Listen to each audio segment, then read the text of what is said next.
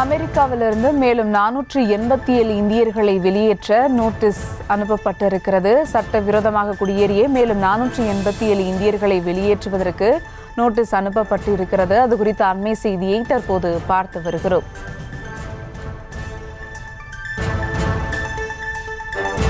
அமெரிக்காவிலிருந்து மேலும் 487 இந்தியர்களை வெளியேற்ற நோட்டீஸ் அனுப்பப்பட்டிருக்கிறது. சட்டவிரோதமாக குடியேறிய மேலும் 487 இந்தியர்களை வெளியேற்றுகிறது அமெரிக்கா.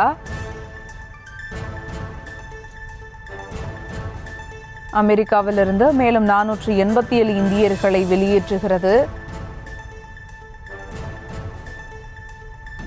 சட்டவிரோதமாக குடியேறிய 487 இந்தியர்களை அமெரிக்கா வெளியேற்றியதற்கு நோட்டீஸ் அனுப்பப்பட்டிருக்கிறது.